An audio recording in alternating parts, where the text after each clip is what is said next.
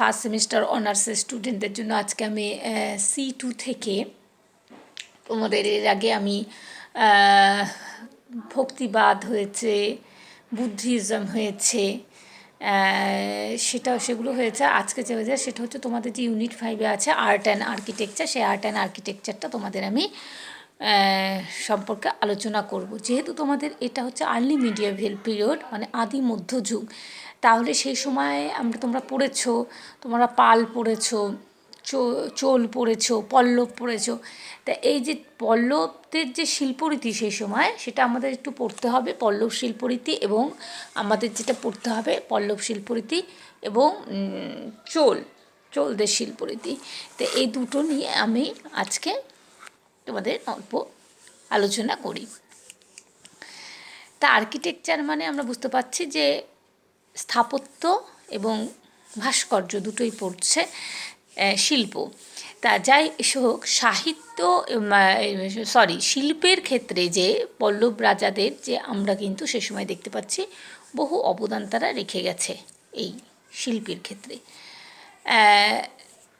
তারা এই পল্লব রাজারা সেই স্থাপত্য ভাস্কর্য যে ছিল, স্থাপত্য ভাস্কর্যের কিন্তু তারা ছিলেন পৃষ্ঠপোষক।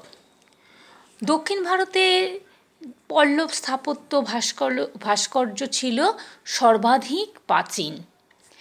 দক্ষিণ ভারতীয় শিল্পরীতি পল্লবরাই সর্বপ্রথম প্রবর্তন করেছিলেন। গ্রাউসেট এর মতে পল্লবরা তাদের নিজস্ব স্থাপত্য শিল্পরীতির সৃষ্টি করে দক্ষিণ ভারতীয় শিল্পরীতির যে ভিত্তি তা তারা রচনা করেন। এই ব্যাপারটাতে যে তিনি বলেছেন, সেটা হচ্ছেন গ্রাউসেট। তিনি বলেছেন যে দে মানে পল্লবাস created an architecture of their own which was to be the basis of all the style of the south. দু ধরনের রীতি দেখা যায় এই পল্লব শিল্প স্থাপত্য ভাস্কর্য ক্ষেত্রে। দেখা যাচ্ছে দুজনের শিল্পরীতির ভিত্তি আমরা লক্ষ্য করছি, দুজনের শিল্পরীতির ভিত্তি তারা রচনা করেছিলেন, দু ধরনের শিল্পরীতির ভিত্তি তারা অনুসরণ করেছিলেন। পল্লবদের মন্দির স্থাপত্যকলা সেটা গড়ে উঠেছিল পাথর কেটে তারা মন্দির নির্মাণ করতেন, ঠিক আছে। এবং এছাড়া পাথর কেটে নির্মাণ করতেন, এছাড়া সৌধ আকারেও এদের মন্দিরগুলোকে নির্মাণ করেছিল সে সময়।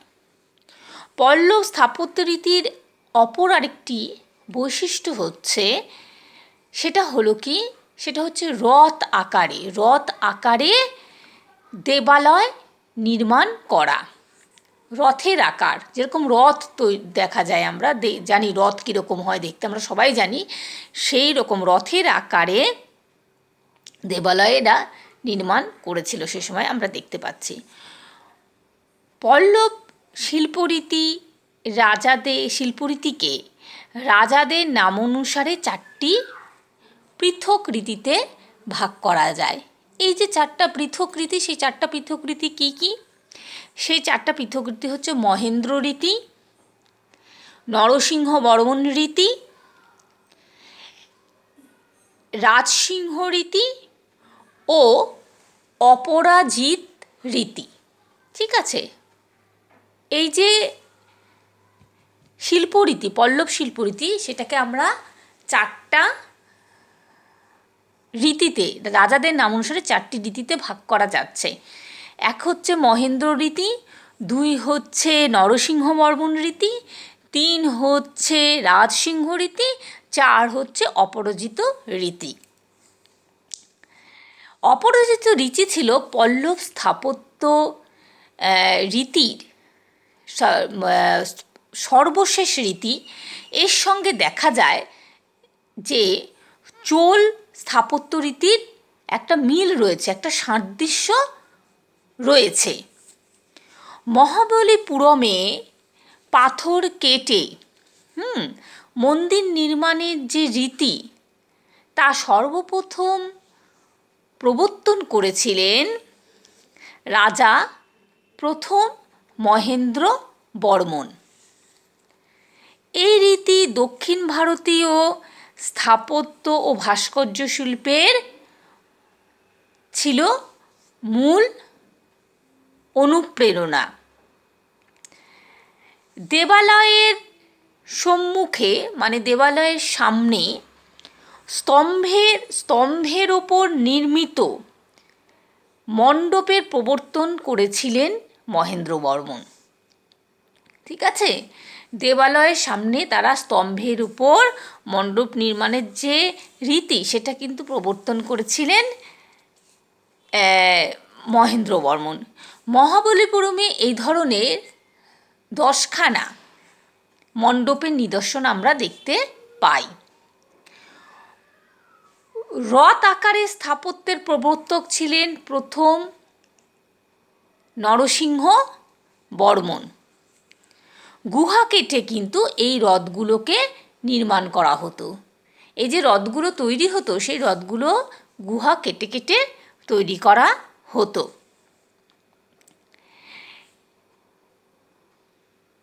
এবার এই যে রথের আকারে মন্দির তৈরির যে রীতি এবং এই যে গুহা কেটে যে রথের আকারে মন্দিরগুলো নির্মাণ করা হতো, এরকম আমরা রথের আকারের মন্দির দেখতে পাচ্ছি 8খানা মন্দির আমরা এ ধরনের দেখতে পাই। এগুলোর মধ্যে সর্বাধিক উল্লেখযোগ্য হলো ধর্মরাজা রথ। সর্বাধিক উল্লেখযোগ্য হলো ধর্মরাজা রথ। রথগুলি বিভিন্ন নামে পরিচিত, যথা দ্রৌপদী, অর্জুন, ভীম, ধর্মরাজা ও সহদেব। বৌদ্ধ চৈত্যের অনুকরণে ভীম, গণেশ ও সহদেব এই রথগুলি নির্মিত হয়েছিল সেই সময়। বৌদ্ধ চৈত্য যে আকারের হয়, যেমন হয় দেখতে, সেই ধরনের তৈরি করা হয়েছিল এগুলো, ও সেই অনুকরণে তৈরি করা হয়েছিল এই রথগুলো, ভীম, গণেশ আর সহদেব। কাঞ্চির কৈলাসনাথ মন্দির ও মহাবলীপুরমের রথ মন্দিরগুলি ছিল কিন্তু পল্লব শিল্পের শ্রেষ্ঠ নিদর্শন। ঠিক আছে, কাঞ্চির অপর মন্দিরগুলির মধ্যে ঐরাবতেশ্বর মন্দির বিশেষভাবে উল্লেখযোগ্য। সে সময় পাহাড় কেটে এই সকল মন্দিরগুলির নির্মাণ কৌশল ও তাদের গঠন সৌন্দর্য কিন্তু আজও মানুষের মনে বিস্ময়ের সৃষ্টি করে। ঐতিহাসিক স্মিথ কি বলেছেন? ঐতিহাসিক স্মিথ বলেছেন, the Pallav school of architecture and sculpture হচ্ছে ভাস্কর্য, আর্কিটেকচার হচ্ছে স্থাপত্য। The Pallava School of Architecture and Sculpture is one of the most important and interesting of the Indian schools. ঠিক আছে, এটা আমরা পল্লবদের যে সেই সময় স্থাপত্য, তাদের যে স্থাপত্য শৈলী, সেই স্থাপত্য শৈলী সম্পর্কে জানলাম। এরা পাহাড় কেটে পাথর কেটে মন্দির নির্মাণ করতো, রথ আকারের মন্দিরগুলো তৈরি হতো। এদের যে শিল্পরীতি, সেটি 4টি আমরা রীতি দেখতে পাচ্ছি। সেই রীতিগুলো কি কি, এই সমস্ত কিছু কিন্তু এই পল্লব স্থাপত্য রীতির মধ্যে আসবে।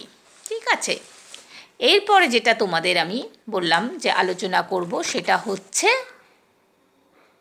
চোলদের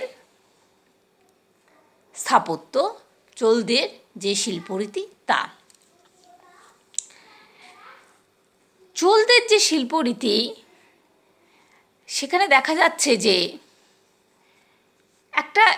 চোল সাম্রাজ্যের কিন্তু সাংস্কৃতিক জীবন যেটা সেটা খুবই গৌরবময় ছিল। হ্যাঁ, এরা হচ্ছে কিন্তু শিল্পের ক্ষেত্রে খুবই উন্নত ছিল।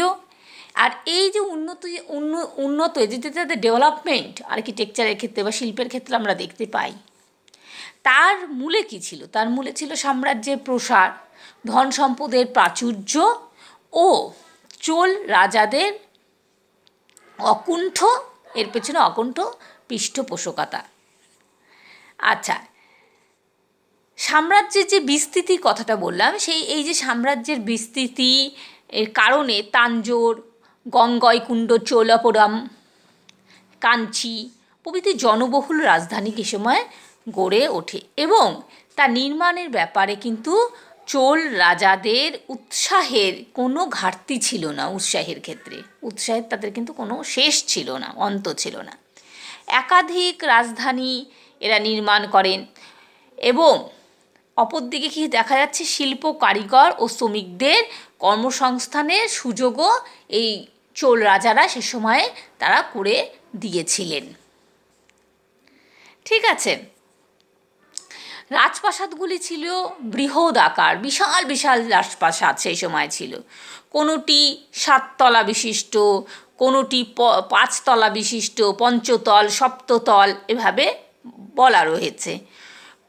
প্রধানত অভিজাতরাও রাজপ্রাসাদ তুল্য অট্টালিকায় সে সময় যে অভিজাতরা ছিল, অভিজাত বর্গ, তারাও দেখা যাচ্ছে রাজপ্রাসাদেরই সমতুল্য সেই রকম অট্টালিকায় তারা বসবাস করতেন। ঠিক আছে, চোল সাম্রাজ্যে মন্দির স্থাপত্যকলার এক অপূর্ব বিকাশ সে সময় আমরা ঘটেছিল তা দেখতে পাই। পল্লব যুগের যে স্থাপত্য রীতি চালু হয়েছিল, আমি এর আগে বলেছি কিন্তু পল্লবদের স্থাপত্য রীতির সাথে চলতে স্থাপত্যের সাদৃশ্য রয়েছে। পল্লব যুগের যে স্থাপত্য রীতি চালু হয়েছিল, চোলদের যুগে তা আরও বেশি উৎকর্ষতা লাভ করেছিল। চোল স্থাপত্য রীতি দাবির শিল্পরীতি নামে পরিচিত ছিল, কারণ এই শিল্পরীতি প্রধানত দক্ষিণ ভারতেই সীমাবদ্ধ ছিল। এই শিল্পরীতির অন্যতম বৈশিষ্ট্য কী ছিল? অন্যতম বৈশিষ্ট্য ছিল প্রধান দেবালয়ের ওপর পর তল নির্মাণ করা। কোনো দেবালয় 5 ও 6 তল বিশিষ্ট ছিল। দেবগৃহের সামনে কি থাকতো? স্তম্ভযুক্ত সুবৃহৎ কক্ষ থাকতো। দেবগৃহের সম্মুখে সুবৃহৎ কক্ষ থাকতো, স্তম্ভযুক্ত সুবৃহৎ কক্ষ থাকতো। এগুলোকে কি বলা হতো? এগুলোকে বলা হতো মণ্ডপ। এই মণ্ডপে কি হতো? এই মণ্ডপে হতো নাচ গান, হ্যাঁ, অন্যান্য যে সমস্ত ধর্মীয় অনুষ্ঠান তারা সেসব কিন্তু এগুলোতে নির্বাহ হতো। দেবদাসীরা দেখা যাচ্ছে যে সাধারণত এই সমস্ত যে নাচ গান হতো সেগুলোতে তারা সে সময় অংশগ্রহণ করত। মন্দিরের যে দেবালয় তার মধ্যে সুউচ্চ তোরণ বা সুউচ্চ তোরণ ছিল, যেটা ছিল যা ছিল গোপুরম নামে পরিচিত। মন্দির প্রাঙ্গণের ভিতরে থাকত পুরোহিতদের বাসগৃহ, অতিথিশালা, যাত্রীনিবাস, এই সমস্ত কিছুগুলো। ঠিক আছে, তাহলে মন্দির প্রাঙ্গণ তার ভেতরে থাকতো কি? পুরোহিতদের বাসগৃহ, অতিথিশালা, আর হচ্ছে যাত্রীনিবাস এবং আরও অন্যান্য এই ধরনের জিনিস থাকতো। ব্যয় নির্বাহের জন্য মন্দিরগুলো নিষ্কর ভূমির উপসত্ত্ব পেত। বিত্তশালী আর ধনী যারা, সেই সমস্ত বণিকরা উদার হস্তে কি করত? উদার হস্তে মন্দিরে তারা দান করত। আচ্ছা, তার জন্য আমরা জানতে পারি যে চোল সাম্রাজ্যে কতগুলো মন্দির এতই সমৃদ্ধ ছিল যে মন্দিরের নামে ব্যবসা বাণিজ্যও কিন্তু সে সময় চলতো। আচ্ছা, খ্রিস্টীয় অষ্টম শতাব্দীতে কাঞ্চিপুরমে পল্লব আমলে কৈলাসনাথের মন্দির স্থাপত্য দাবি শিল্পরীতির প্রথম নিদর্শন। এই শিল্পরীতির সর্বোৎকৃষ্ট নিদর্শন হল প্রথম রাজরাজ কর্তৃক নির্মিত তাঞ্জোরের বৃহদীশ্বর মন্দির। গঙ্গাইকুণ্ড চোলপুরম চোল যুগের মন্দির স্থাপত্যের অপর এক উৎকৃষ্ট দৃষ্টান্ত ছিল। গঙ্গাইকুণ্ড চোলপুরম ছিল চোল যুগের মন্দির স্থাপত্যের এক অন্যতম দৃষ্টান্ত, উৎকৃষ্ট দৃষ্টান্ত। আর খ্রিস্টীয় অষ্টম শতাব্দীতে যেটা বললাম সেটা হচ্ছে পল্লব আমলে কৈলাসনাথের মন্দির, সেটা ছিল দাবি শিল্পরীতির প্রথম নিদর্শন। ঠিক আছে, এই সূর্য এর যে মানে আমি গঙ্গাইকুণ্ড চোলপুরমে চলে আসছি, যেটা উৎকৃষ্ট নিদর্শন চোল স্থাপত্যের, সেই এর সূর্য বুরুজের নির্মাণ কৌশল কিন্তু আজও বিস্ময়ের উদ্রেক করে। এই বুরুজের আকৃতি ছিল কীরকম? পিরামিডের মতো, এবং এর উচ্চতা হচ্ছে 190 ফুট। ঠিক আছে, পিরামিডের মতো ছিল এবং উচ্চতা ছিল 190 ফুট। এই মন্দির ছিল 13 তল বিশিষ্ট। গঙ্গাইকুণ্ড চোলপুরম মন্দিরটির প্রাঙ্গণে মন্দিরটির যে মন্দিরটির যে প্রসঙ্গে পার্সি বাউন কি বলেছেন? পার্সি বাউন বলেছিলেন যে the tower is touchstone of Indian architecture as a whole. ঠিক আছে, অধ্যাপক কে এন শাস্ত্রীর মতে এটি ছিল তামিল স্থাপত্য কলার এক শ্রেষ্ঠ নিদর্শন। চোল রাজাদের দ্বারা পার্শ্ববর্তী অঞ্চল থেকে যে সমস্ত ধন সম্পদ লুট করে নিয়ে আসা হতো, এই সমস্ত কিন্তু মন্দিরের ব্যয়ভার মেটানোর কাজে ব্যবহার হতো। মন্দিরগুলিতে দেবতা ও অনুচরদের মূর্তি ছাড়াও মানব জীবনের নানা দিক প্রসঙ্গে সুন্দর সুন্দর মূর্তিও কিন্তু সে সময় খোদাই করা হয়েছিল। ঠিক আছে, এইভাবে ধর্মের সঙ্গে পার্থিব জীবনের যে নানা দিকের সুন্দর সামঞ্জস্য রয়েছে তা মন্দির স্থাপত্যে পরিস্ফুট হয়ে উঠতে দেখা গিয়েছে, এবং এটি ছিল চোল স্থাপত্যের অন্যতম একটি বৈশিষ্ট্য। পার্থিব জীবনের সাথে যে ধর্মের একটা জীবনে সুন্দর একটা সামঞ্জস্য এরা ফুটিয়ে দিয়েছিল মন্দিরের গায়ে। ঠিক আছে, এই মন্দিরগুলি ছিল সেই যুগে সামাজিক ও সাংস্কৃতিক জীবনের প্রাণকেন্দ্র। ঠিক আছে, এইগুলো হলো চোলদের স্থাপত্য। চোলদের নির্মিত সেচ খালগুলোর গঠনও কিন্তু তামিল স্থাপত্য শিল্পর অপর একটি উজ্জ্বল দৃষ্টান্ত ছিল। নতুন রাজধানী গঙ্গাইকুণ্ড চোলপুরমে সংলগ্ন রাজা প্রথম রাজেন্দ্র চোল কর্তৃক নির্মিত কৃত্রিম যে হ্রদটিও চোল স্থাপত্য শিল্পের একটি অন্যতম অংশ, একটা উৎকৃষ্ট নিদর্শন। এটি দৈর্ঘ্যে ছিল 16 মাইল এবং এর সঙ্গে যুক্ত ছিল একাধিক খাল। ঠিক আছে, তো চোল আমলে দক্ষিণ ভারতের যে ভাস্কর্য শিল্প তার অপূর্ব বিকাশ এর এক পরিচয় পাওয়া যায়। এক্ষেত্রে প্রকৃষ্ট দৃষ্টান্ত দেখা হলো শ্রবণ বেলগোলায় গোমেতেশ্বরের বিরাট মূর্তি। এটা ভাস্কর্যের উৎকৃষ্ট নিদর্শন। শ্রবণ বেলগোলায় গোমেতেশ্বরের বিরাট মূর্তি ভাস্কর্যের এক বিশেষ দিক ছিল মূর্তি নির্মাণ। এর চরম বিকাশ দেখা যায় নটরাজের মূর্তি নির্মাণে।